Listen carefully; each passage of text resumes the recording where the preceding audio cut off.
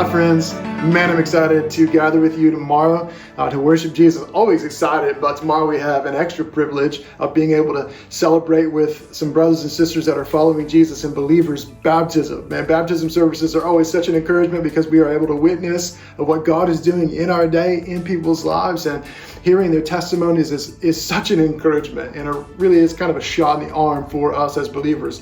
It's also an opportunity because the gospel is going forward.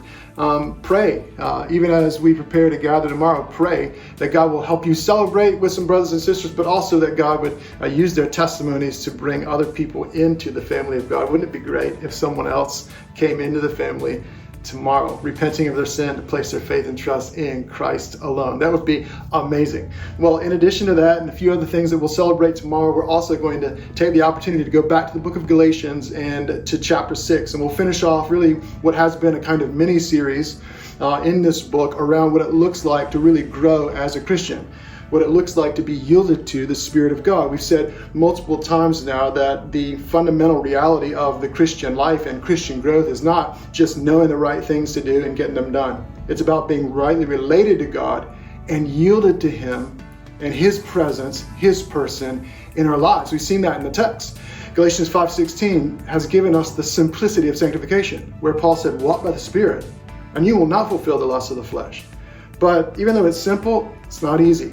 We saw the struggle for sanctification in Galatians 5:17. We have this Spirit within us pulling us toward holiness, but we also have our old sinful flesh, our old sinful nature, this side of glorification that is pulling us downward to indulge our sinful lust. So it's not easy, it's a struggle, but there is some proof. Paul gives to us the evidence, the substance of sanctification, what it looks like to be dominated by the flesh and what it looks like to be yielded to the Spirit of God. If we are yielded to the Spirit of God, we're going to produce fruit, Spirit fruit, like love and joy and peace and patience and kindness and gentleness and goodness and faithfulness and self-control. Against such, there is no law. The essence of Christian growth is to be yielded to the Spirit of God. But the question is, what does that look like? What does it look like to keep in step with the Spirit? We began to look at that last week, and we'll bring that to a conclusion this week. And as we prepare for that, I want to again encourage you to consider one question. Where are you sowing? Here's a reality we're going to find out tomorrow. We're always sowing. Every single day, we're sowing seed.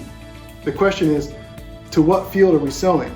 Are we sowing in the field of the flesh or in the field of the Spirit?